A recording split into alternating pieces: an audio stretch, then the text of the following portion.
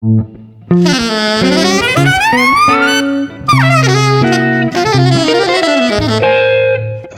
Jazz.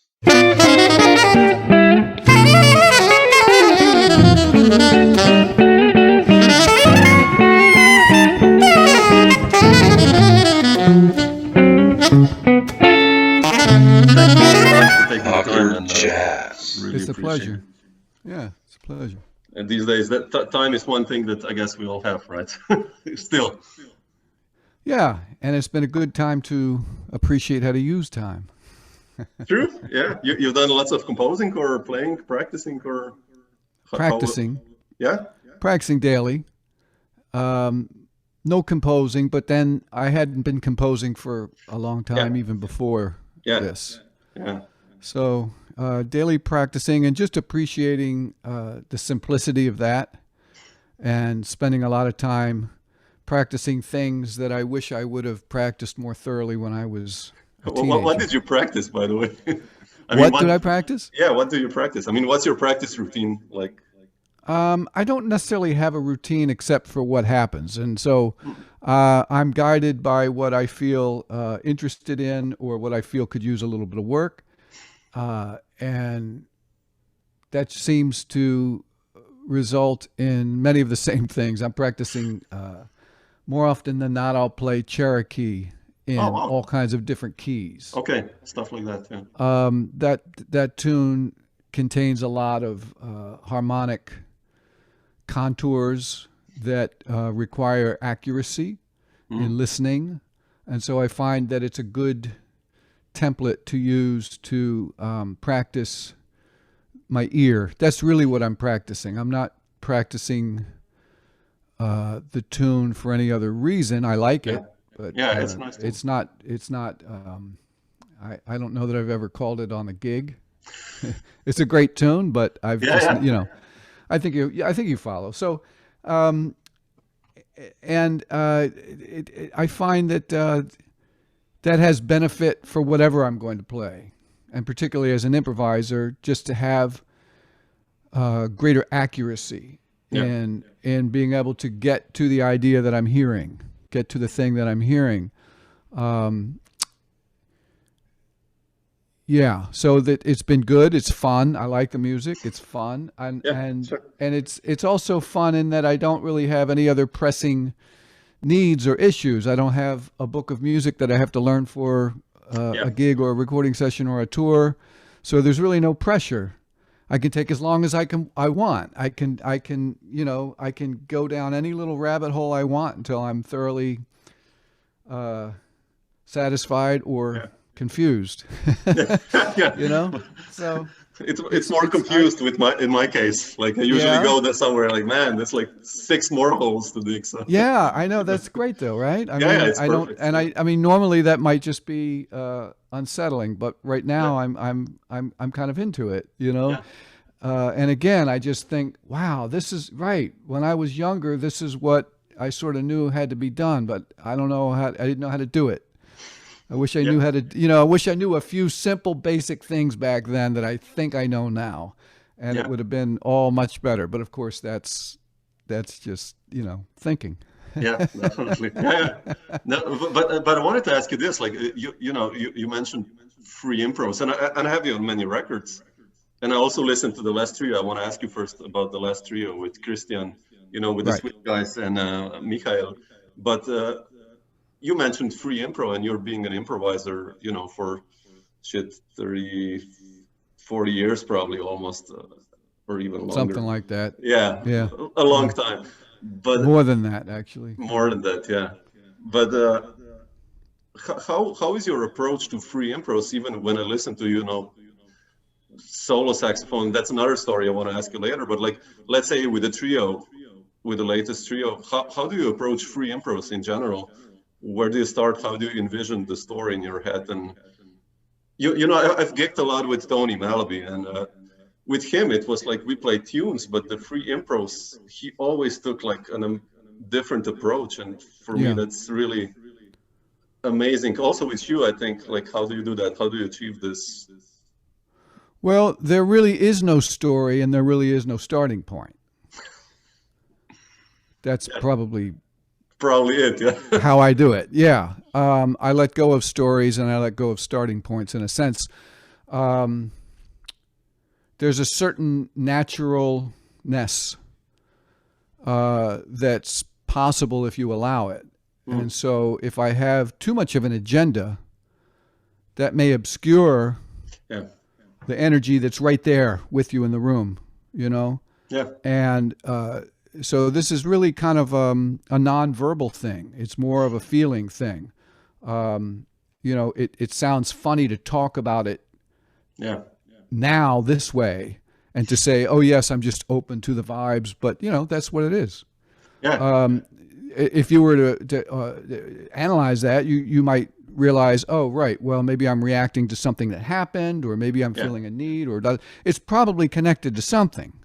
Yeah. But you don't really need to know in that moment. That's the beauty of it. You know, it can be unencumbered, and you can just get right into this process, which is what I think it is. It's a process, and so I want to allow that process as cleanly as possible. Is there like fear? You know, many times, not fear in this sense, but like fear of have the courage of going anywhere, like go with the flow with it. Because sometimes if you have a bad night, I'm then worried, like, what if I do that, or what if I do that? Then it's already ruined, of course, if you start thinking. But how to go somewhere without a net or something like that? Yeah, I mean, I appreciate what you're saying. I mean, those kinds of thoughts can feel like interference, but that doesn't necessarily mean it's over. It's only over if you say it's over. And so whatever that might be present, whether it's fear or uncertainty or anything, it could be anything. It's just, that's just there. And it's best to just allow that and embrace the fact that there's a certain energy right here. Yeah. I've walked into gigs. I remember a gig I did. This is interesting. I did a gig with Ben Goldberg at the Stone in Manhattan. This was a couple of years ago, I guess. And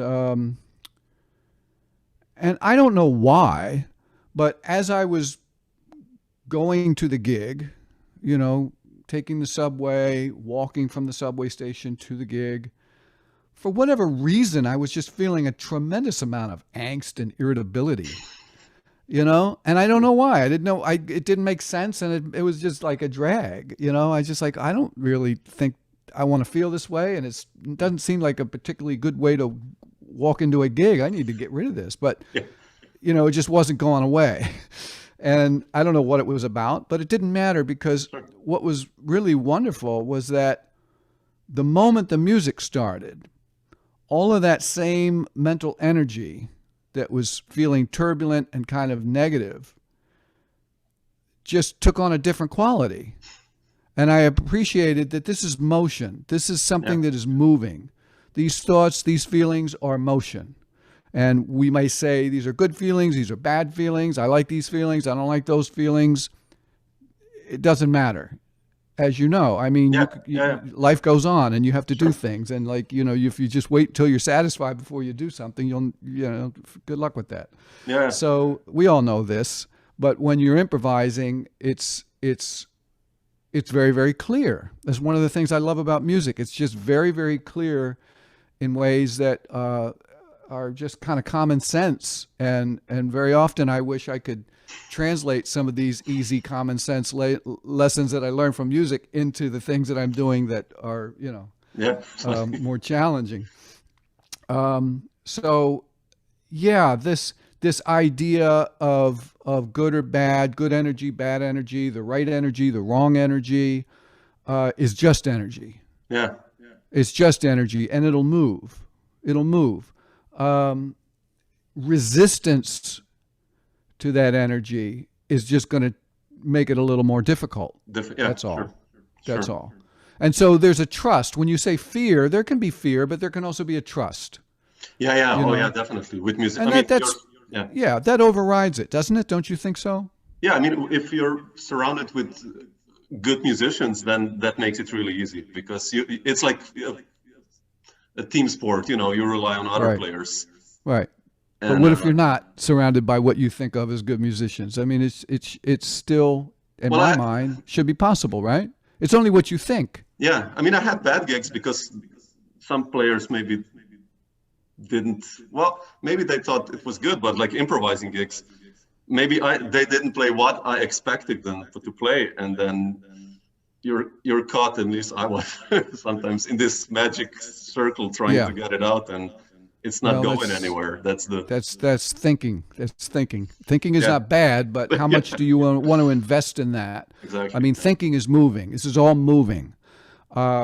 What you were just saying reminded me of a gig that I did many, many years ago, in which at the time we were playing, I just remember thinking, this could not be worse. And this doesn't happen very often. I'm not super judgmental about our gigs. I actually kind of feel like every gig we do is a good gig. I rarely have what I would call a bad gig, and I'm not bragging. It's just that I enjoy it. You know, anything that happens it's all working, you know. And so, but there was this one gig when you just said it's not going the way I wanted it to go. As a composer, I had this music and it needed to be executed a certain way, and it wasn't happening. And I was getting really, really angry. And I was just getting so frustrated and upset, like in a way that had never occurred before. I don't know. It was just whatever the conditions were in the middle of a long tour, or which is whatever, it just happened. Sure. But, you know, we went through it. You're not going to stop. So we just kept going and we kept playing. And after the gig, I just was I couldn't say anything. I was so angry. I couldn't say anything. And we got up the next morning and we're having coffee and picked up the newspaper. Somebody showed us a review of the concert we played that night, and the reviewer thought it was the greatest thing it was like one of the greatest things they'd ever heard. Like, the review was unbelievable. It was embarrassing. I was like, wait a minute, hold on, what's going on here? I don't know what's like. And at that point I thought, you know what? Yeah. Great. I just let go. Yeah. You know, just let go of that. Yeah. No, it's just in the moment, in the spur of the moment when you're there. It's like, because like also when I listened to the recording of this one particular concert, it sounded actually good then in the end. You know, I was like, wow. Yeah. But when I was there on the stage, I was like, fuck, man. Well, one of the things I found myself saying a lot during those years was the way the music feels to you at the time and the way it sounds are not necessarily the same thing. Yeah. And so, I mean, I started to learn that by virtue of recordings, like you say, listening back to something that I thought was maybe not happening and thinking, wow, that's not what and then having what you thought was like a superb gig and listening back to it and thinking, well, maybe it doesn't speak the same way. I don't know what's going on. Yeah, exactly. There's a lot of different forces in motion there. Yeah. And so, again, I notice all these things. I think it's instructive to notice all of these things, so you can discern what's happening, so you can make choices, because you do want to be comfortable. You don't want to make yourself uncomfortable. Sure. You don't want to force yourself to do things that are counterproductive. You do need to make decisions. You do have certain kinds of ideas about your standards, and it's all good. But at the same time, we're improvising. Yeah. Still. Yeah. Always. On stage and off. Oh yeah, off stage is usually more difficult, more challenging. But yeah, I know. But I ask myself why, and I can't think of any good reasons why. Yeah. But it feels that way. Yeah, I agree.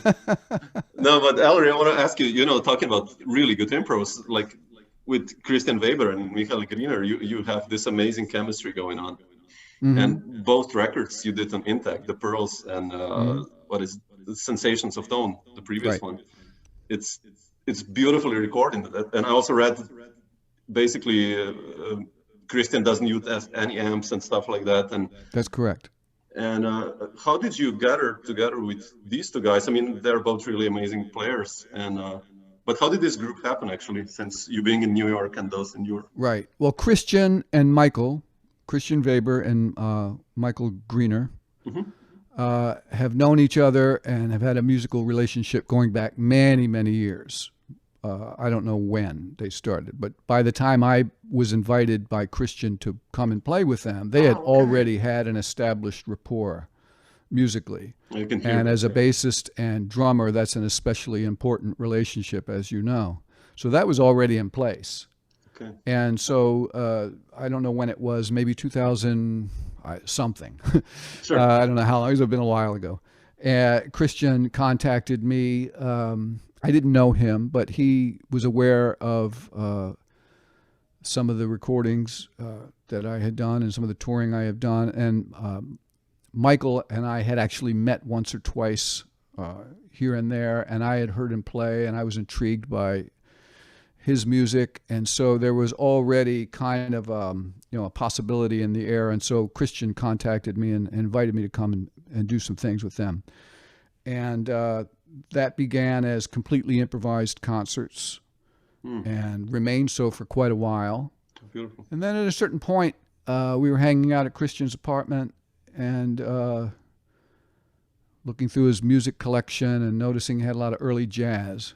And That's how it happened. Okay. Yeah. It coincided with a time when I was becoming very interested in early jazz, maybe for the first time. I mean, I was always, when I started playing, when I was 10 years old, I loved Louis Armstrong, for example. He's one of the first examples of a jazz musician that I had ever heard of.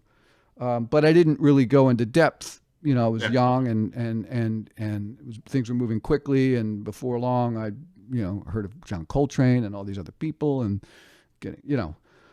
but this moment in time, I don't know, maybe 10 years ago or more by now, it was sort of a reappreciation and a reinvestigation of that music. And when I found out how much Michael and Christian loved that music as well and how much they knew about it, I just kind of thought, it would be great for us to, it would seem kind of obvious to try and want to address that. Yeah. And so that is what led to those two recordings that you mentioned, in which we juxtapose tracks that are freely improvised with renditions of early jazz pieces that are played fairly verbatim, with very little actual improvisation in them. Yeah. And without any attempt to try and skew the meaning or, put a spin on it conceptually. Just trying to let the compositions speak for themselves. Because personally, I felt that those compositions of people like Jelly Roll Morton or Fats Waller, I listen to Fats today. Joplin, they're Scott multi-sectional. They're not just AABA like we're used to jazz standards being. There's all kinds of configurations and some really amazing structural compositional forms that are going on there that I just really was appreciated, really loved that and related to that as an improviser. Yeah. Because it seemed like our free improvisations kind of had an affinity for that already. I think of myself as an improviser with a composer's mindset. So structure is really the guiding issue, I think. Yeah. So I felt that there was an affinity or a connection between those two modes. And I didn't really know what to do with that, except, well, we'll just do one and then we'll do the other and then we'll do the other and then we'll do another. And so with the back and forth, it at risk of being sort of blunt or simplistic about it, it seemed to be okay. I mean, we sure enjoyed it, but yeah, we do. I mean, as me as a listener, let's say, I mean, I love Thank it. you. It's beautiful. It's also because it's so natural, the sound of the band. It's we so natural. I mean, we try and maintain that in performance as well. That's something that I increasingly find to be a valuable. It's valuable to be aware of that. I think a lot of times it's just taken too much for granted that, oh, well, we've got these microphones and these monitors and this PA, so we got to use it. And I'm like, true. Maybe you want to take the night off with that and put that back in the closet, please. That's hard to do, actually. I mean, I've gotten into lots of situations where it's been a little tricky to do what seems to be the easiest, most obvious thing.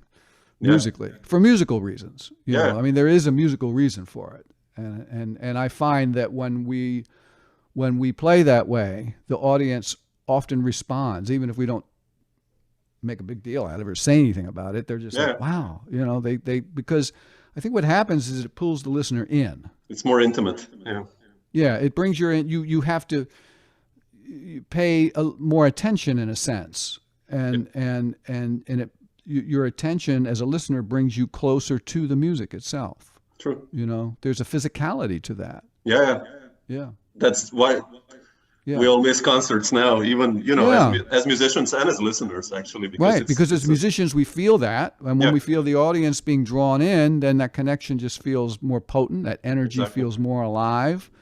And that's usually what you wind up calling a great concert, Yeah, I agree. Like, you mentioned before Louis Armstrong, and you're talking about this energy now. When you were a teenager, so that's like mid-70s. Like, when is that? But what were the first jazz concerts that you experienced? Like, I've spoken to Jerry Bergonzi. And he said when he saw Coltrane in the Jazz Workshop in Boston, it was just this amazing spirit going on, and all the time in the audience. What were some of the concerts you remember that you saw that, like in the beginning, that's just right? Well, I wish I could say I heard John Coltrane, but I was too young, ostensibly. I was 7 or 8 years old when he passed, but he did play in Baltimore, which is my hometown. And in fact, his last concert took place in Baltimore. Seriously? Yeah. Oh, so man. Theoretically, I could have been there. I don't know what I was doing, but however, Baltimore was a good place to be from, to experience live music. There was a rich tradition in Baltimore. I don't know that folks outside of Baltimore know much about it, but definitely a history there. Was it like a club also there, like that musicians like on the circuit came through? Like, yeah, because Baltimore is just north of Washington, D.C., just south of Philadelphia. So if you're in New York, you can come down and play Philadelphia. You can play Baltimore. You can go to D.C., and if you can go farther south there if you want. So up and down the East Coast, there was a club called or an organization called the Left Bank Jazz Society of Baltimore, and they hosted weekly concerts every Sunday in a large old ballroom, dance room, and it was wonderful. It was like picnic tables, and it was almost like having an outdoor picnic inside, with this great music, and it was really just had a down-home feeling and very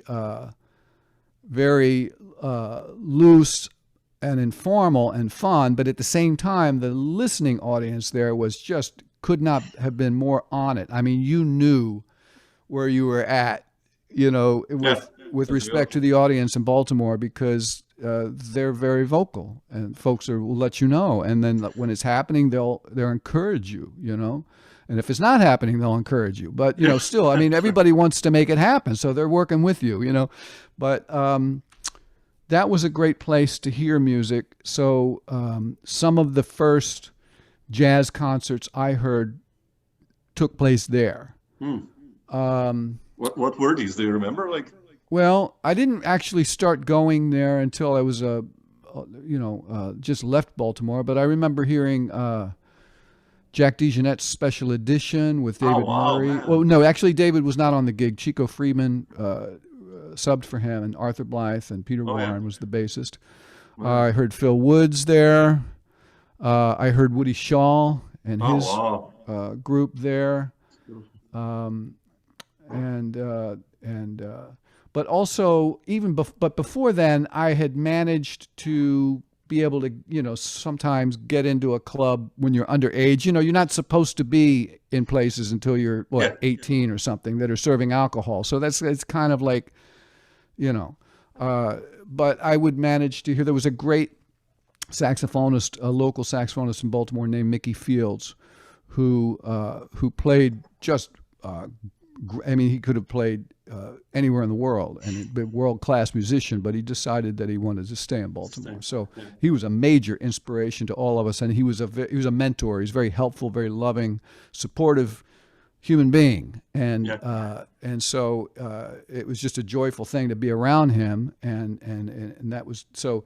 I got to hear him a lot, but I should probably mention that it's my mother who really is my first exposure to music. She's was an organist, a pianist and an organist, mostly an organist, and she played the Hammond B3 organ, which in jazz circles, is the that's right. That's the deal. How beautiful. She didn't consider herself to be a jazz musician, but her musical training took place in church, was a Pentecostal church, so it had that sort of what you would recognize as maybe a gospel kind of root to, so the way she said it was that your job when you played in church was to make people move. That was it, as a musician. So just imagine your whole MO as a musician is make people move, beginning, middle, and end. That's it. And she could do that.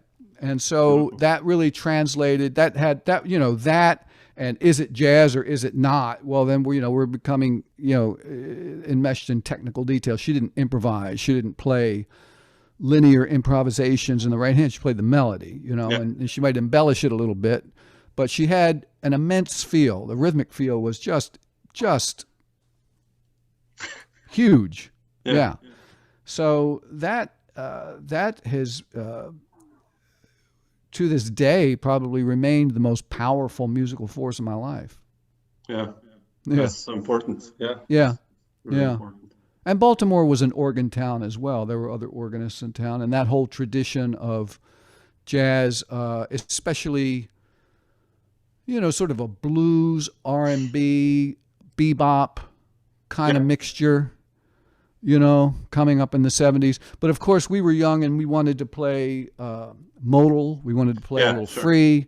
That was just starting to kind of move in there, and there wasn't really a full-fledged or developed outlet for that. Most of the clubs we played in, we'd kind of have to see if we could work that in a little bit. But above all, you had to be saying what needed to be said. And that's a great skill. That's a great skill. True. Yeah.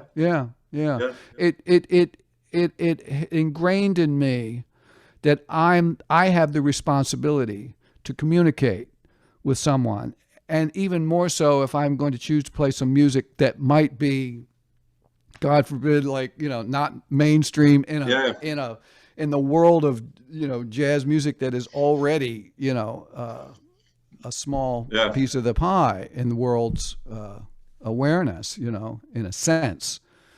It's much larger than that, actually, but I think you know what I mean. What you mean. I don't want to mislead anybody, but I guess what I'm saying is that the ability to communicate in a visceral way, not an aggressive way, but in a real way.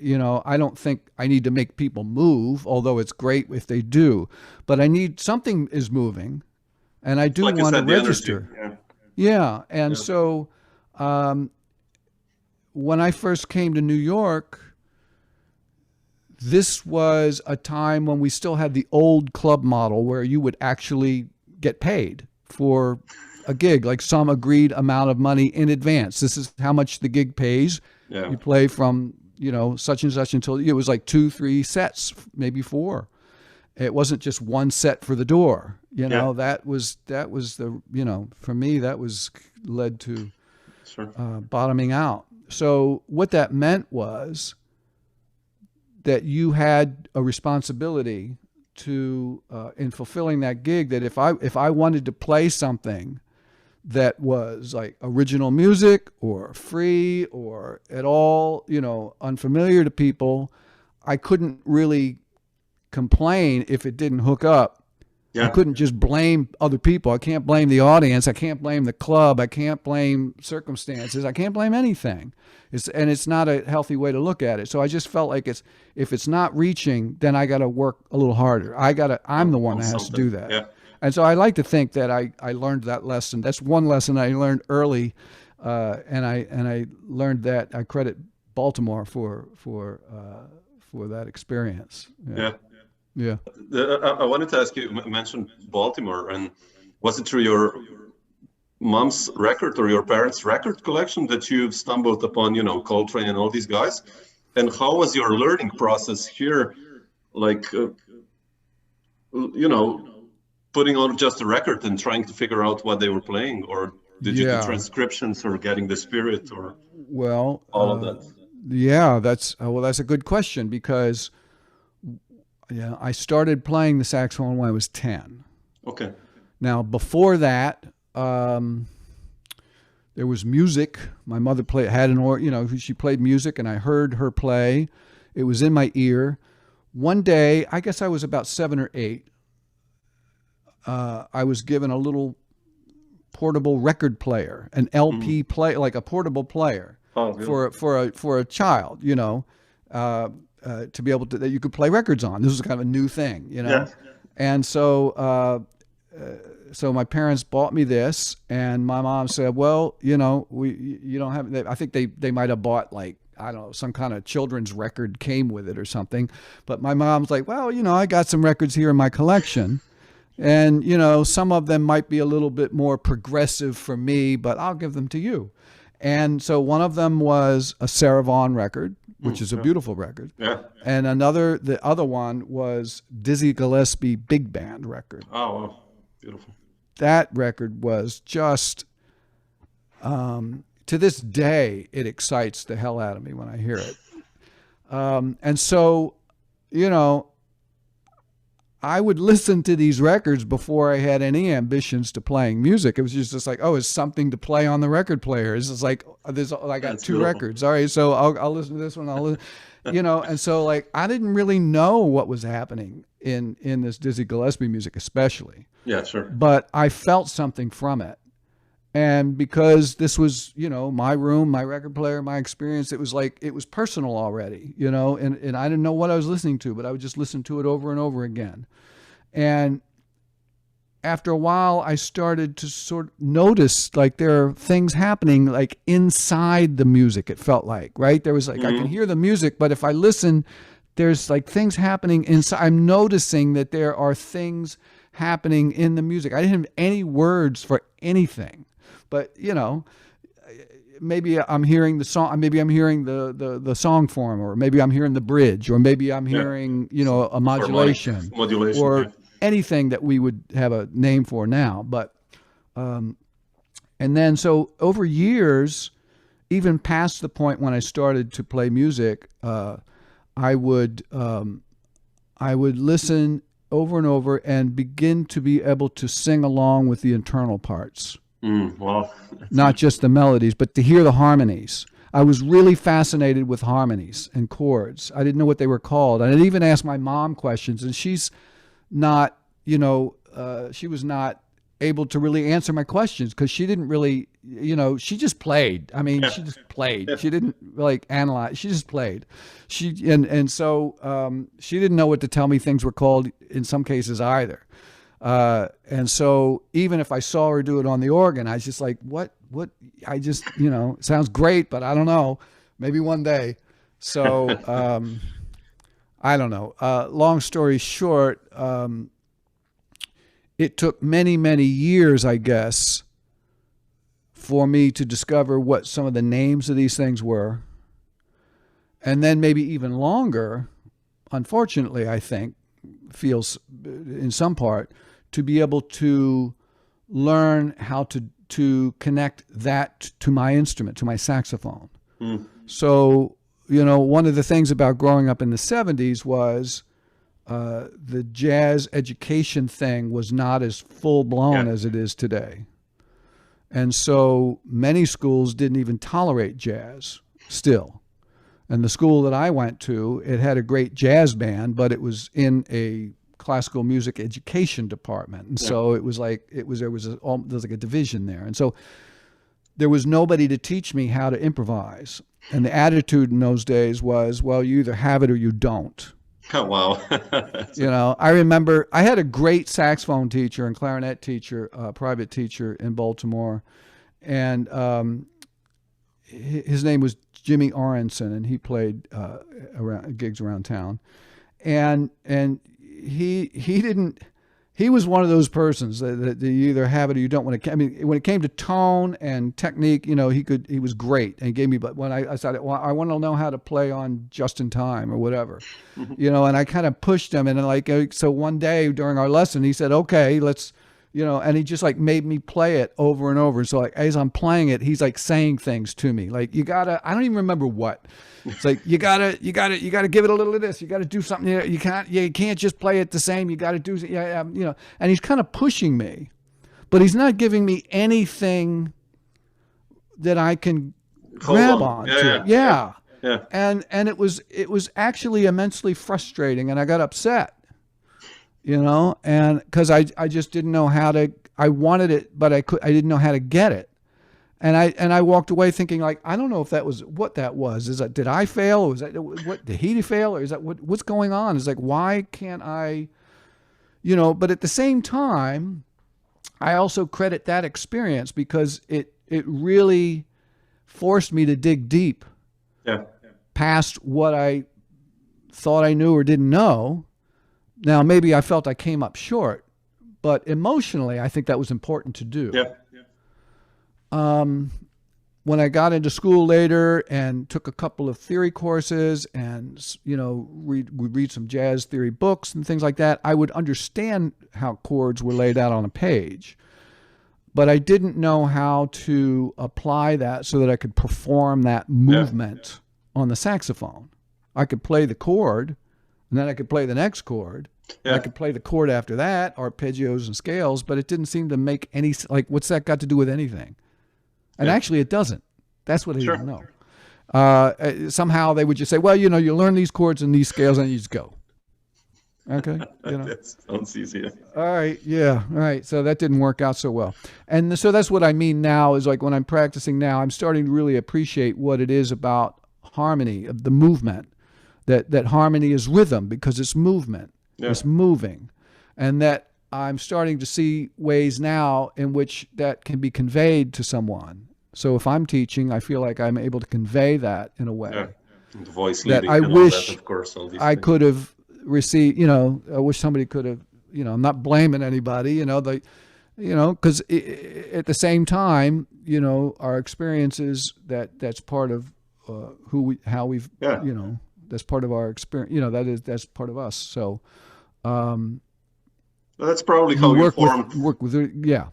How you formed such quite a recognizable, unique sound. Also, at least in my ears, maybe possibly because of that. Yeah. I mean, maybe, you know, there is something to be said for idiosyncrasies, and idiosyncrasies are something that can easily become erased when you are too much inclined to. Take this codified information, and I say codified because that's usually how it's presented, you know, in university programs. It's a codified body of information, and here it is. You just take it. I'm giving it to you. You just learn it. That's not really so good. That's not good. No, I agree. Just by itself. I mean, it's great to have that information. I wish I had that information back then. But I mean, even the information I did have, I didn't know how to use it. And so, in the struggle of trying to reach inside for something that you bring it out that's not fully formed yet, that needs some of that intellectual component to give it some shape. You know, there are idiosyncrasies, like, you know, this almost gets back to what I said in the very beginning about, you know, an improvisation. You know, there is a natural energy that's present. And so there are natural energies and tendencies in us, physically and mentally. And so, you know, those things need to be allowed to operate in conjunction, you know, with the body of knowledge, or the performance, or the skills, or whatever. You know, we don't want to wipe those things out. That's interesting. Because, you know, I was listening just today, and these days to your music more intensely, you know, just to get in the vibe. And, you know, I listen to you play, and it's like, even the early records forms, and, you know, these babies, like the joint venture records. Like, oh, my goodness. I listened to these today, and I was like, man, you sound so original and different than many other players that of your generation also, you know. So well, I appreciate you saying that, in but a it's all positive way. relative, you It's know. relative, yeah. It's in the eye of the. There's a lot of influences in there too. There's an awful Sure, lot of influences, and when I really want to break it down, you know, like, okay, what parts are the influences and what parts are the original parts? Oh yeah. I don't know. I think it's all influences. You know, it's all. You know, it's like there's nothing. The thing that you might recognize as being different is somewhat more elusive. It's what we do with the materials. How what you we do it, yeah. Yeah, and so, you know, it's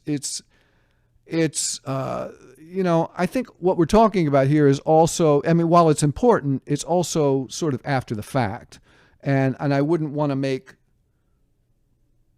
just as in as much as I wouldn't want to make too little of it, I wouldn't want to make too much of it either.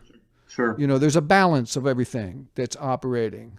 No, it's who you are. You take all those influences and players you listen to, and then of course, like you said, your own personality and your own.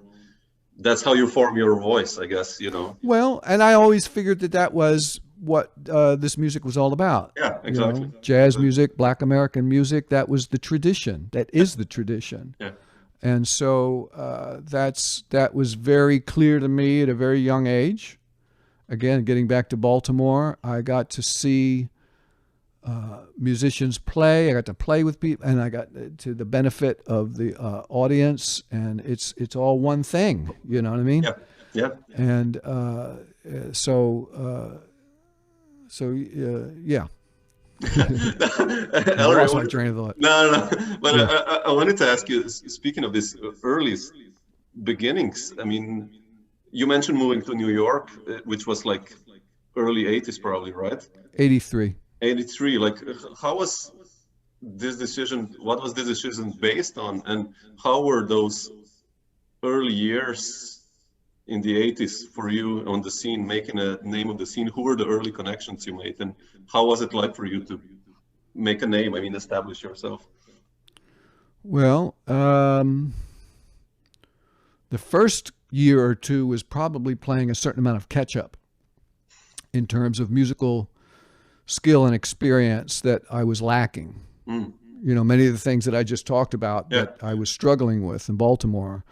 By the time I arrived in New York, I was still lacking in some fundamental skills that I felt were going to become a liability moving forward if I didn't address them. And those skills had to do with things that we would identify as maybe, you know, playing changes, playing bebop, these kinds of things that might not have been my stylistic orientation going forward.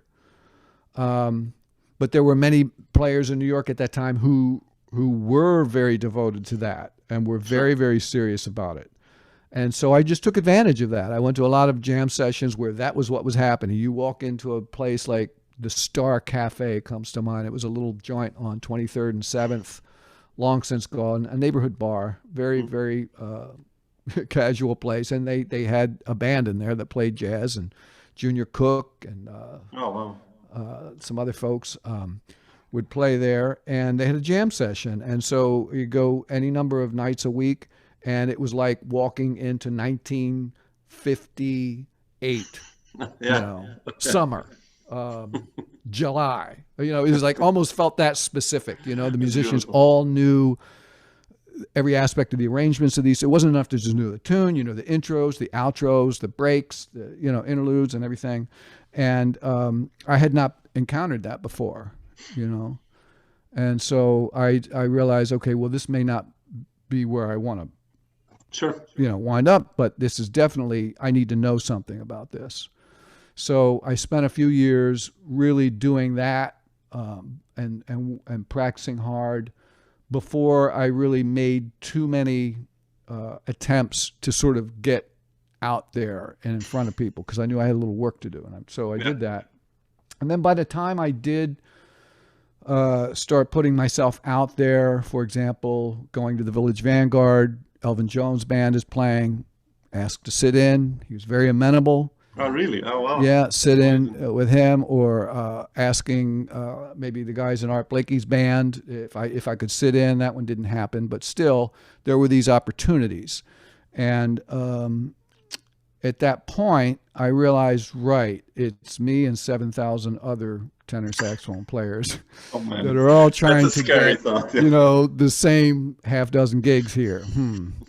Geez, I don't know, that the math is not really looking great. And I also knew that, again, I knew that I wanted to do something further musically. I didn't know what it was, but I just, wanted forward looking somehow, And so I might have expected that I was going to learn the ropes a certain way, that I was going to apprentice in that sort of traditional way, and then finding out that actually maybe this is not going to happen for enough of us. And so how long do I want to wait? How long do I want to do that? Especially when there were many musicians who were really, really dedicated and wanted to that path, and were great at it, and could play circles around me in terms of that language, So I just realized, right, I think, but naturally gravitating and finding other like-minded peers, people my age, who were in the same situation, who also had some ideas about music and were maybe writing music or putting music together, or had different influences. And well, what about this? And what about that? And realizing that our experience is informed by a great many things, more than the core sort of canon of this music. And what do we do with that? How long do we postpone that? Yeah. How long? It starts to feel like at a certain point you're postponing, even though you're not sure you've had the benefit of the tried and true wisdom. Like, well, if you haven't apprenticed with so and so, you're not valid. So see you later. Yeah. That was kind of an attitude that was existing at that time in the 80s. Yeah. And there's wisdom all around. I don't want to just say that that was wrong. I mean, this is the reality that we had to realize, and the reality also that we didn't have as many gigs to play as our predecessors did 20 years ago. My whole life has been hearing, well, 10 years ago, 20 years ago, it was great. You missed it. I've been hearing that my entire life. Seriously, literally. It was better in the 60s. It was better in the 50s. It was, and in some ways you can't argue with that. In some ways it's true. You lose things and they don't come back. Yeah. But when I look back to the work we did in the 90s, for example, I can already say, well, that happened. Whatever at the time that we were playing, people said, oh, you're not doing anything that wasn't done in the 60s. I don't know. You're just rehashing. It's like, I don't know. Yeah. This can just go, but I guess what I'm saying is that with a bit of time and looking back on it, you realize, well, there are things that are taking place. What we think about them at the time may or may not have anything to do with reality. Yeah. But if you look at it back now, you know, talking about joint venture, I want to ask you, like, probably this is how this band happened, what you mentioned now. Yeah. You guys seeking new ways to write your own music and perform your own music. And that's exactly what that is. And I wanted to ask you, how did you meet Drew and Phil and Paul Smoker? And how was this experience, like getting this group together? You guys worked together for quite a long time. And was it also a joint venture that you first went to Europe? How was this experience as being a touring musician for you, the first time to experience that? Yeah, a lot of first things were involved with that group. It was a cooperative group. Drew Gress and I knew each other already because we had gone to school together in Baltimore. Yeah, so I had met Drew in 1977. Oh, wow, already. Wow. That's how far back Drew and I go. And I know that you've played with Drew, I think. Yeah, we did, Yeah, so you know Drew. And Drew had met Phil Haynes on his own somehow and invited me to come play with him, thinking, oh, you might dig Phil. He's got a different thing going on. Yeah, definitely. And so we did, and we were playing a lot at Phil's space in Brooklyn. Just rehearsing and jamming, whatever. We didn't have any gigs at all for that music at that time. And then at a certain point, we started to feel like we might have something worth pursuing, putting together. but it didn't. It felt like it needed something, and I think Phil then began to talk about Paul Smoker, who was at that time living in Iowa. Paul was Phil's teacher at a university in Iowa, and so Paul was a big mentor for Phil. And Paul was older than the rest of us. You know, Phil and Drew and I were all about the same age. I think Paul might have had 20 years on us or something. You know, and so we invited him to come out to New York and play with us and do a recording and a gig. And we did play together for a long time, but we actually played very few times. Ironically, I mean, it was a span of time. Yeah. But there were actually, because Paul lived in Iowa, and so eventually he moved to upstate New York, but still he was never in Manhattan, so it was not that easy. So, but Drew and Phil and I did many things together. I did a couple records as a trio. That's like forms, that's setting the standard. That's how those happen, probably, right? Yeah. That's right. Yeah. And we were all involved in like a half dozen or a dozen other projects that were all circulating around Phil's sphere of operations in Brooklyn there. And so that was sort of a point out of which a lot of bands came. You know, nobody had gigs, and so we just had time to play, and so we just worked out some music and we started to play it. And when we recorded that record, joint venture, the engineer David Baker was also working for Enja Records of many other labels. And so David recommended to Matthias Winkelmann at Enja that he listened to it, and Matthias made us an offer and brought us to Germany. I don't know when that was, 80 something, 87, 88, I don't know. And we played for the first time. I think that was my first time in Europe. Was that experience. It was great. I remember we were on the bill. It was a very small town called Vilshofen. It was in the south of Germany near Munich or on the Danube River or something. Pfaffenhofen? In that area. No. Huh? Pfaffenhofen? No. Just, Vilshofen with a V. Oh, okay. Sorry. And so it's very small, but they had this amazing festival there. Like lasted 2 or 3 days. And I remember Tony Williams' quintet was on the bill. Oh, wow. David Murray's Octet, the Paris Reunion Band with Woody Shaw and who is it? Curtis Fuller. I'm getting some of the names wrong, and some others that I'm leaving out. But you know, that was my first gig in Europe, was sharing a festival bill with those groups. Yeah. I just think that was incredible to me. That was like, I mean, for as hard as we had been trying to get things going in New York, it was actually that connection to this record company and that festival circuit that really got things going. And once we started generating some work and activity in Europe, then our recognition in the States went up a little bit. It's for everyone the same. It's like, I guess so. Yeah. Europe in this regard is still and was really important, I guess. Absolutely essential. I mean, I don't know if people appreciate that nearly enough. I mean, it seems like conventional wisdom to me, but I find myself pointing that out a lot. I mean, if it had not been for that opportunity for the music, the conditions here in the United States were not that easy. Yeah. And that's putting it mildly. When you read the history of this music, when you appreciate people investing their lives, the masters of this music who invested their lives in creating this music and this art form under the conditions that existed, especially in that time in the United States. It's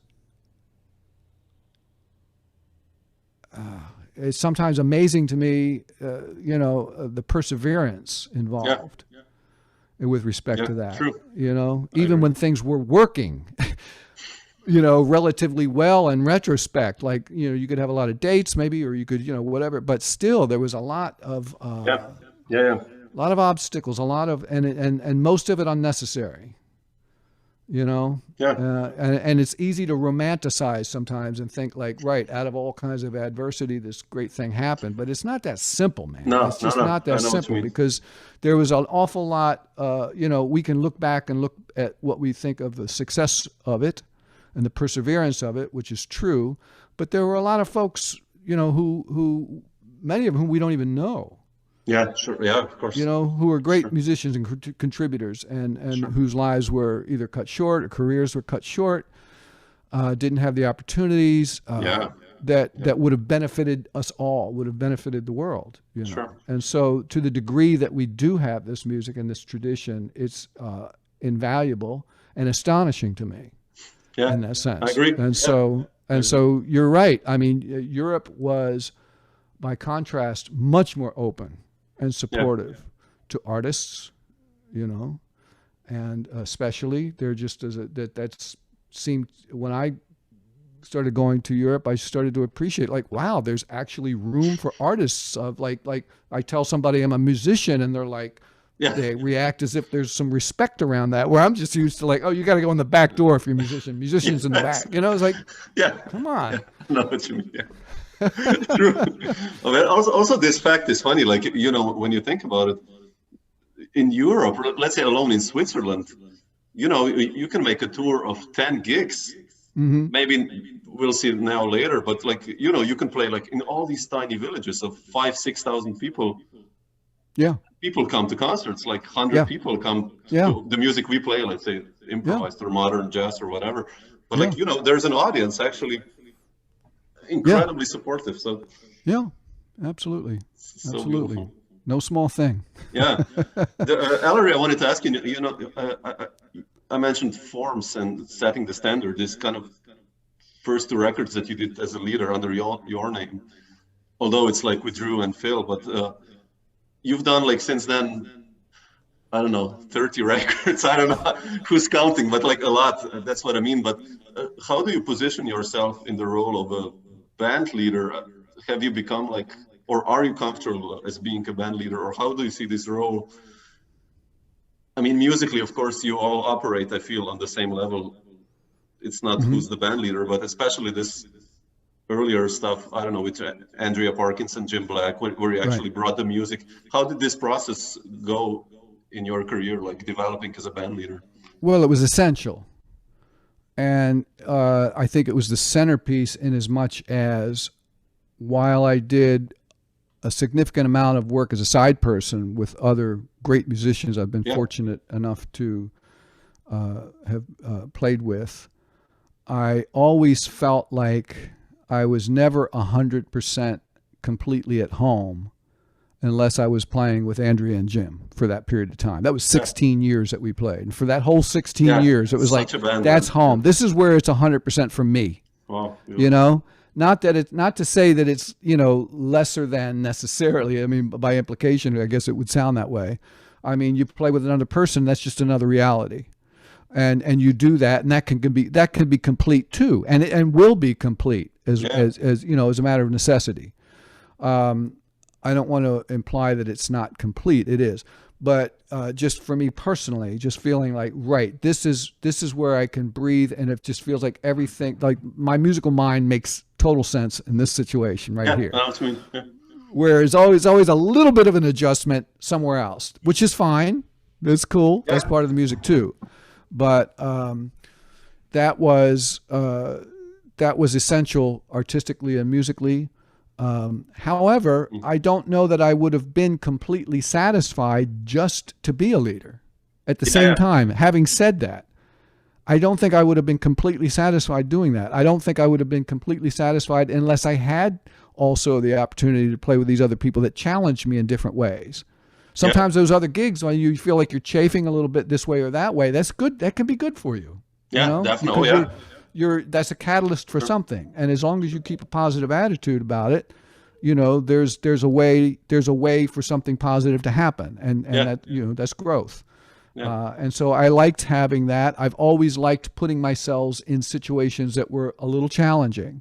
If it was too comfortable, I don't know. It just didn't feel like there needs to be a little something, you know. It's Yeah. just like playing the saxophone. The saxophone has a certain amount of resistance involved in putting that air in there, right? Yeah. And Beautiful. Yeah. that's the nature of the horn. And so too much of the resistance is bad, but too little and there's nothing to work with. So, you know, I've always felt like, you know, to get a good sound on the saxophone, I needed to work a little bit. Just a little bit. Just little. And so, you know, it's the same thing in a lot of situations that I find myself in. It's just like, right.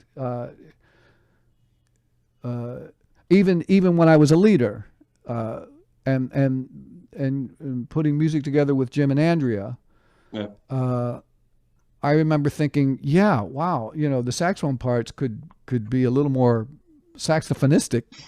Okay. You know, they don't really lay that well on the horn, and I wrote them. So, did I have to make it this hard on myself? I mean, I just went where the music needed to go. And usually I was the last one to find out how hard, you know, what the situation was that I put myself in until it was time to play. And it was like, oh my God. But that's what I like. I mean, I like being in the moment of having to do the thing for real and realizing this might not be totally together. You know, this might not be totally, you know, and like, you don't want it to be a shambles. Yeah. Right. But there needs to be a little something uncertain. You mentioned fear before. It's not fear, but it is a heightened anticipation. Keep you on your toes, kind of like this thing. Yeah, it's a little. It's an excitement. It's a heightened awareness, and I like that. That's good. Especially with that band, I feel. No, I know what you mean. Like, you know, because Jim was really young when you guys got together, I think, right? Yeah. And like you can feel his energy. You know, Jim is one of my favorite drummers ever. I did this talk with him, and I never played with him. I mean, he's on to play like you, actually. Mm-hmm. And you can feel this energy you guys had, like those records, Imaginary Views and Arcana Moderna later. But I wanted to ask you, how did you hook up with Andrea and Jim, actually? How did that band happen? How was it? Well, Jim I met first. He came to town, I don't know, sometime in the 90s, early 90s, I guess, with a group of friends from, I guess they were from Seattle or someplace or something like that. And they were making a little noise for themselves. And I think I met Jim through Tim Byrne. Mm-hmm. Oh, yeah, sure, he was playing. Yeah, and so Tim organized something that I played on that involved Jim. And I remember thinking, okay, this drummer, this is the guy. I need to make something happen, you know, around this person. I didn't know what it was at first. Yeah, beautiful. And then, I don't know, there were some other things in the air. I don't know what was going on. The accordion somehow became the thing in my mind. I think I heard somebody, maybe in Europe. Oh, I remember who it was. There's a Swiss musician named Hans Hassler, plays accordion. He's phenomenal. Oh, wow. He's on a record by Gebhard Ullmann, who was a saxophone player in Berlin. Yeah. So Gebhard played me this record, and this is completely knocked me out. Like, that's amazing. That just sounds like an organ or something. I don't know what that is.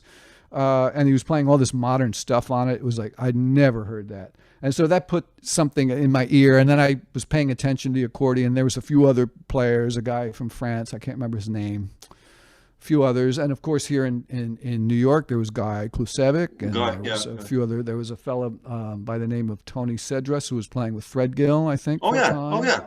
Yeah. And so I just started putting out a search. It was like, I need to find somebody, you know.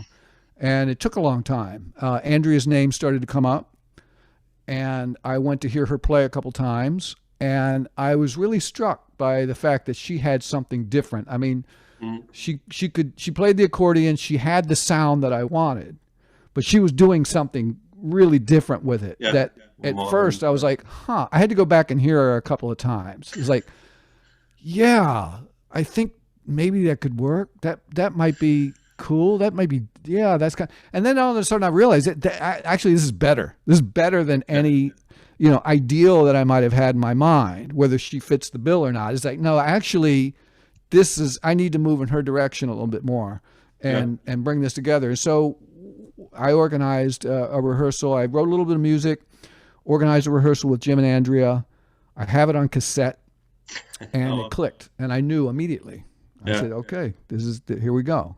Yeah. I've just organized, I've got 400 cassette tapes that have been on my closet. And so one of the things I've been doing during this past year and a half is archival stuff at home. It's like, this has been on my to-do list forever, is like, deal with these tapes before they disintegrate. I tried to do it a few years ago, and it just completely, like, I was just, no way. I got like a week into it, and this is going to drive me insane. And I just put it aside. And then now I thought, well, if it's going to happen. So I finally got through all of these cassettes, 400 of them, put them in the computer, got them digitized. Oh, wow. And I have all of the cassette rehearsals that I did with Jim and Andrea in there. And I spot checked a few of them. And it was really amazing to my ear that it is like, even in those early rehearsals, it was complete. Yeah. You know, we needed to develop, we needed to get our thing going, but the sound was complete. It was right there from the beginning. Yeah. Yeah. It's a beautiful progress also, if you check the you know, Jazz Trash and then the later records, or how you progressed. The sound of the band was the same basically. Yeah. But it surprised me. Music wise, it's just like, you really. That surprised me. Yeah. I mean, I didn't think I would get past 3 records with that group. Wow. I don't think anybody else thought I would get past 1. You know, I remember when we played the first gig was at the Knitting Factory. It was like 94 or something like that. We got all this music together and we rehearsed for months. We finally got this gig, and I recorded that too. And I just remember, like, yeah, the audience seemed positive, but they were a little uncertain. And I remember feeling like, sure. Yeah, I mean, I'm confident in this, but I'm also a little uncertain. And I would look at Andrea and she'd be like, that was okay, right? You know? And Jim would be like, he didn't know. Jim is just like, I don't know what, he would just laugh, you know? Yeah. So it was like, but I trusted it. I just thought, yeah, we just got to keep doing it, you know, and we got to keep doing it.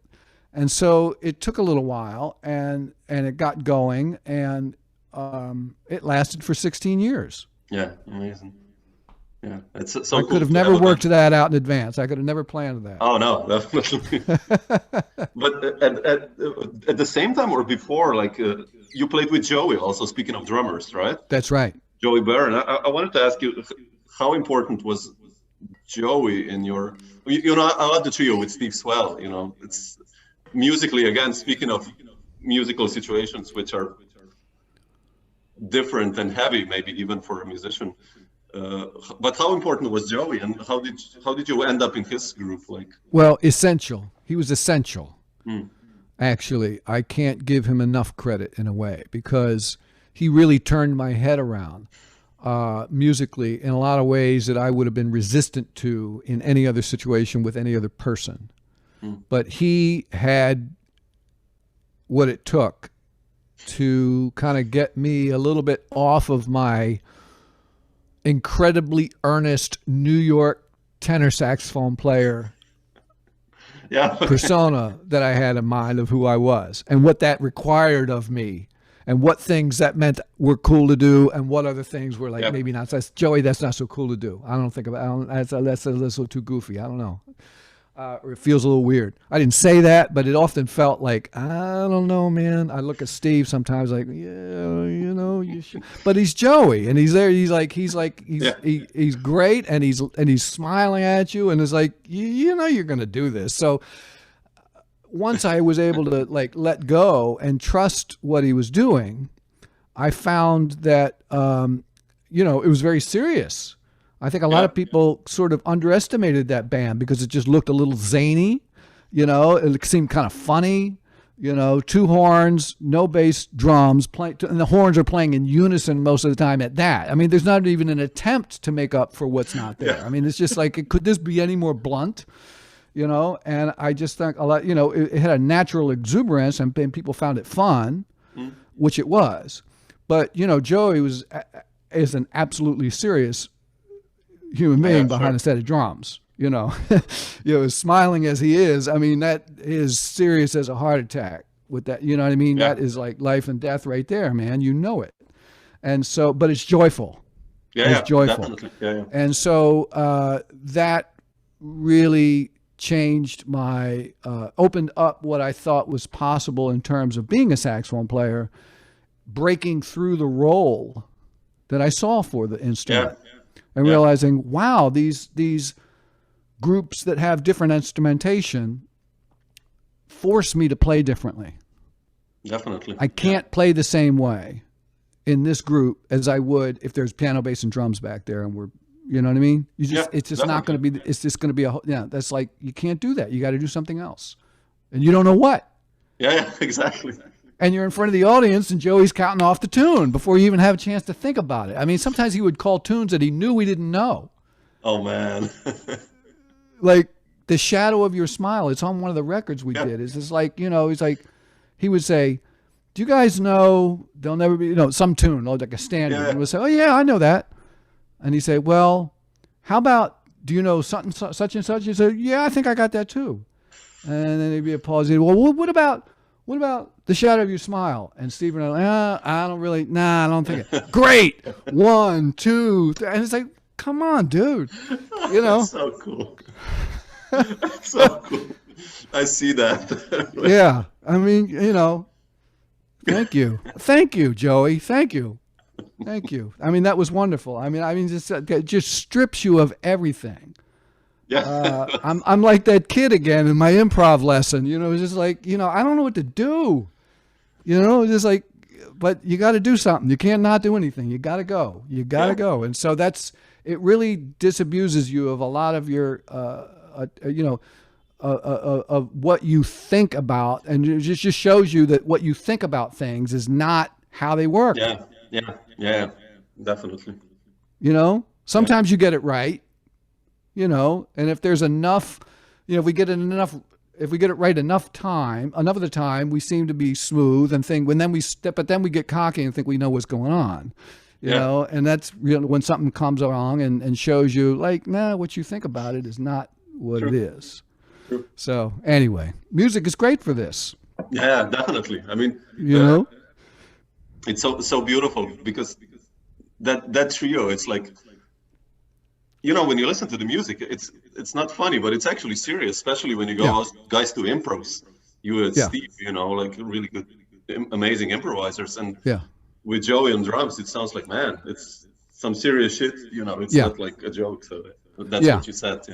Yeah. So a lot of what I experienced in his group, and we played for 10 years. We toured a lot. Oh, wow.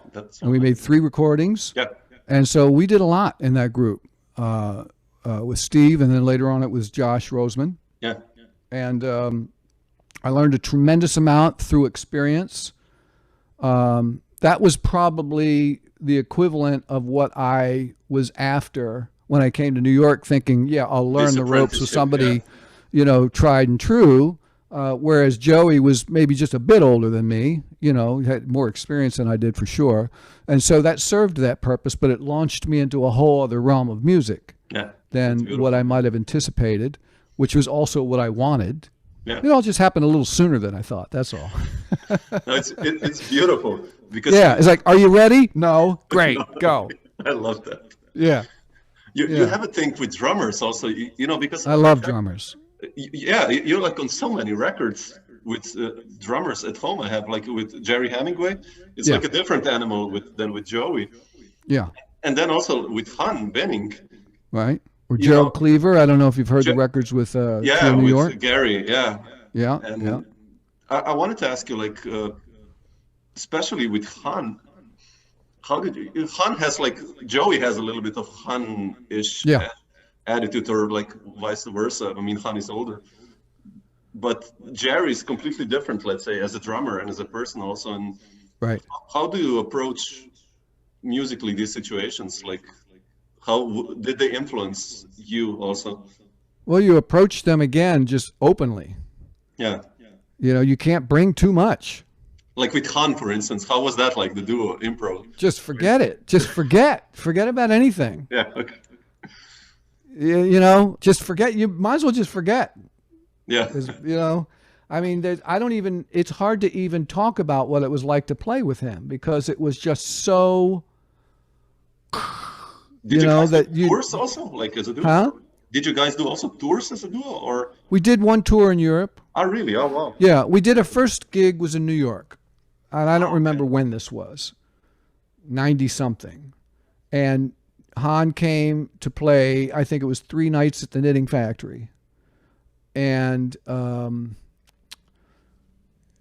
somebody at the Knitting Factory chose his duo partners for this situation. Okay. I mean, he might have, I don't know if he had any input in it or not. Yeah. But it was set up. So like, yeah, Han just shows up, and then we're just going to throw one New York musician after another into the lion's den here. Yeah, and, exactly. and we're all going to watch. And then, you know, there are going to be reviews, and there's going to be like a whole thing. And so, again, you know, there it is. It's just like right up in front of people. I don't know what to expect. I had never played with Han. I certainly heard about him. His reputation preceded him. I remember Joey spoke very highly of him. So I knew that this was like to be a formidable deal. So yeah, you just have to forget about everything and go, which is exactly what he wants. I mean, that's exactly how he operates. I mean, that's going to happen, whether you want it or not. That's going to happen with playing with him. There's no other way. And so I had a great time. I especially liked, I will say, I especially liked recording with Han because he had to be stationary behind the drums the whole time. Yeah, sure. Because you know how he's like running across the stage. He's doing this, he's doing that, all these antics, and like, you know, it's integral to the music. He's one of the few people that can actually do that and integrate that into the music. That makes and have, sense. yeah, you know, so that it's not just you know, shtick or something. Yeah. But there was a certain concentration that happened. You know, his musical focus was on the drums in a way that was a little different than what would happen on gigs, and I really liked that. I felt like like that was a very potent, you know, attention on the music, and not that the gigs weren't, but the gigs were just multi. What is the word? You know, they were just technical. Yeah, sure. And so I appreciated that. I mean, I like being in the recording studio anyway. It always feels real good to me, and I like not having potential distractions, and I like to just be able to just go right into the music and just feel like it's just totally clear and clean for that. Yeah. And so that felt good. That felt very good, and I enjoyed the concerts as well. But you know, had we done more things, maybe over more times, that, you know, it was a relatively short amount of, you know. Yeah. No, it's a fun. Interesting to see this connection you have with the drummers. Like you said, you love drums. Yeah. You kind of feel that in the music also. Yeah. The people you play with in a way. And well, like I said earlier, I mean, everything is rhythm. Harmony is rhythm. It's movement. And so one of the sort of discoveries or experiences or epiphanies that I had sometime in the 80s was around rhythm. I remember being at a jam session one afternoon, just your typical jam session, calling tunes, people that I know. I think Drew Gress was on it. And I just remember just at some point actually getting a little bored and feeling a little mischievous, like, yeah, we need to break this shit up somehow, you know? Yeah. And but we were already in the middle of something, and I just started to feel like, yeah, I'm just going to be devious. I'm just going to mess this up somehow. I just said, come on, this is starting to be perfunctory. And so when it came time to play a solo, I decided that I wasn't going to play eighth notes. I was just going to play all kinds of like rhythms and stuff like that, but I'm still going to follow the form, and that'll be that'll be a joke or something. I don't know what I was thinking. This was early. This is in mid 80s or something, or I don't know when it was. And to my surprise, it didn't disrupt anything. Yeah. And the pianist picked up on it. And the pianist started doing something similar. And I thought, well, that's interesting. You know, that actually was musical. I was thinking that I was not going to be musical. I'm going to be anti-musical. And I did this thing, and I'm going to mess it all up. And it became it's cool somehow. Yeah. And so I didn't even say anything about it. And as we're packing up, Drew says, "Yeah, I'm on my way to the 55 bar. I have a gig with Laney Stern, and Paul Motion is playing drums." Oh, and wow, Paul Motion! Like, I mean, this guy is like, holy, you're playing with Paul. I said, let me hang out with you. Let me tag along because I know Laney, and she sometimes she'll let me sit in, and maybe she'll invite me to sit in, and I'll get to play with Paul too. And so I did. I tagged along with him, and that's exactly what happened. Oh, wow, really?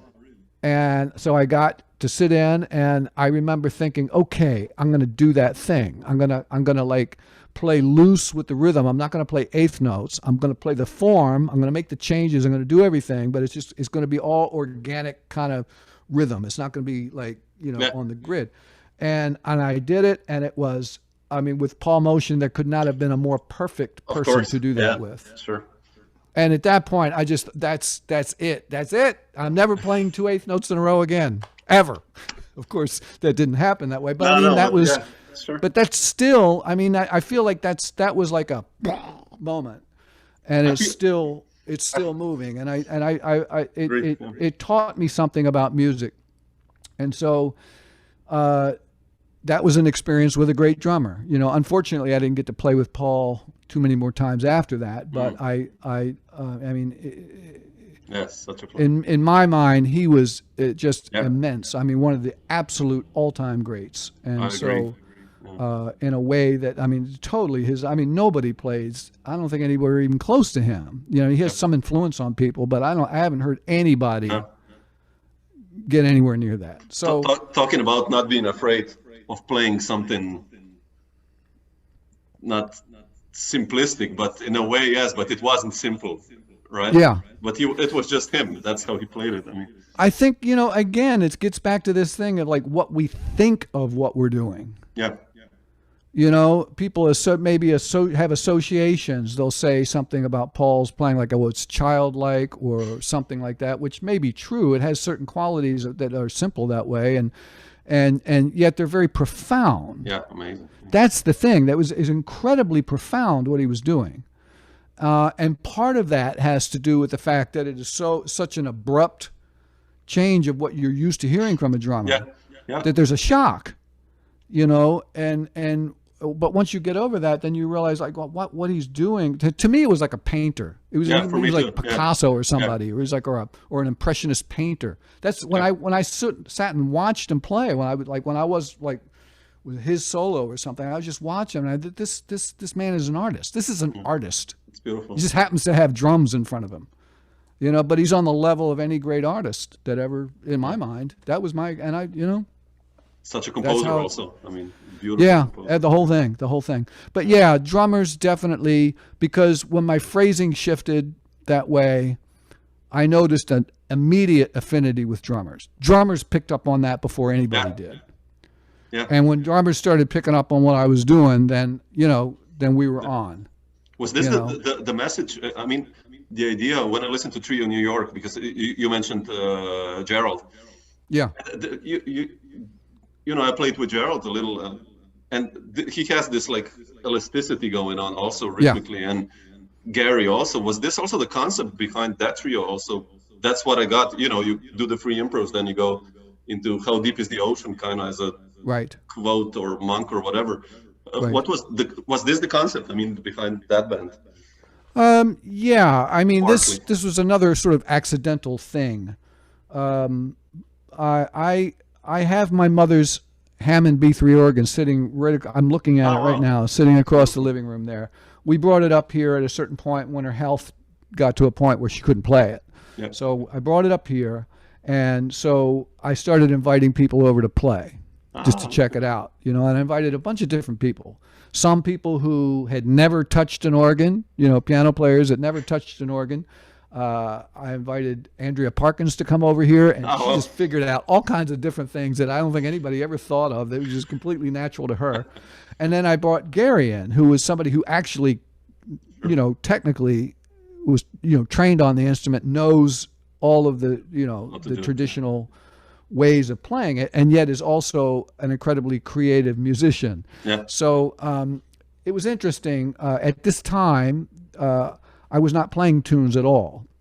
I was really doing almost all free improv on my gigs and situations. And so when Gary came over, that was just unspoken, like we're just going to play, and we did. And so we played, and I remember we played when we were playing freely, and at about 20 minutes into an improvisation, it gelled and became rhythm changes in G or something. I don't know what.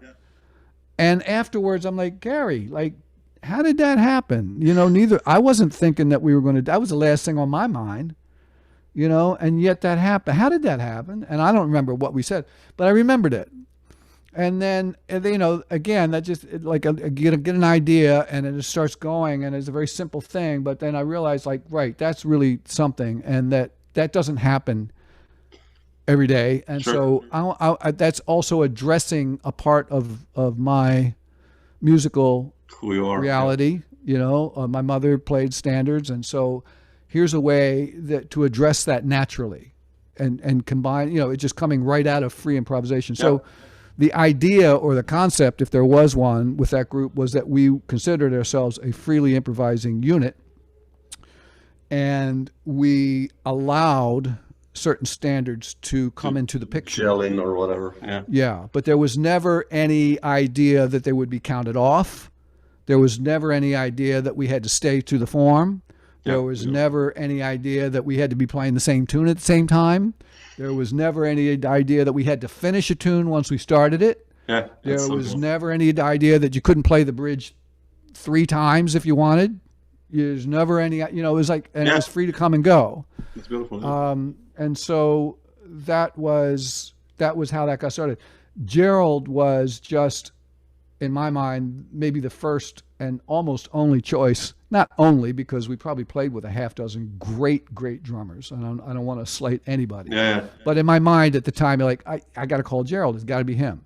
But he was so busy, you know. It took me like 6 months before I could finally get him. You know, we did our first gig with Tyshawn Sori, another immense drummer. I mean, my goodness, we had Tom Rainey. We had Nasheet Waits on a bunch of gigs. Really? We had a great drummer named Ted Poor played a gig. Yeah, sure. There's people I'm missing. Beautiful. And so when Gerald finally became available, we did a gig, and I said, okay, open up your date book and let me see what you got. You got any days in there at all that are open? Great. We're going to record on that day. And, you know, and we did, because and we went in, we made that first record. And then Gerald did the first, we did 2 tours, 2 or 3 in Europe. And Gerald was on those. And then at a certain point, we had that Trio Villasau live recording that came out of a gig that Gerald couldn't make. And Jerry, being an associate of mine, longtime associate already, being in Switzerland, we just said, Jerry, please come help us. Sure. And that was the same idea, but as you can hear, you know, put a different person in there, and it's like, okay. And it was that way with every different drummer that we had. You know, I mean, this is really super, super sensitive to the people in it, to the point where, like with Jim and Andrea, I could never sub out either one of them, you know, and with Gary, I couldn't sub him out. You know, and with drummers, like if I wanted to play, I had to have a drummer. And so it, you know, I just would, you know, invite, and fortunately I have a great relationship with drummers. And so fortunately in New York, there's like, you know, throw a stone, there's an amazing drummer, you know? So it was not that difficult, and I was able to take advantage and be very happy with that. Beautiful. But definitely,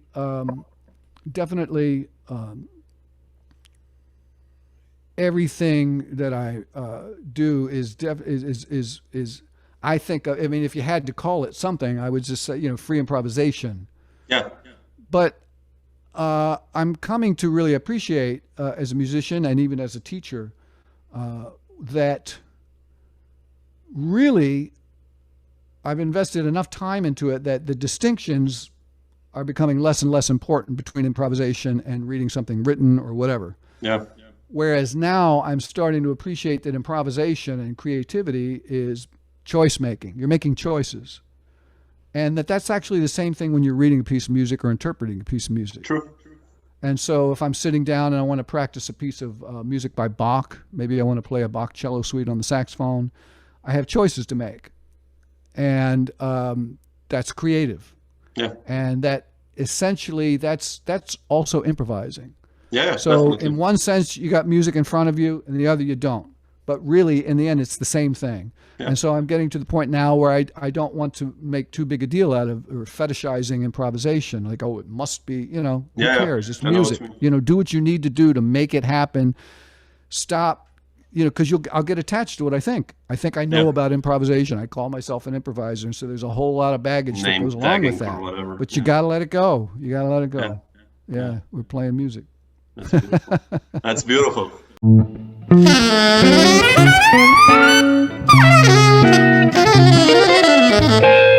Dr. Jazz.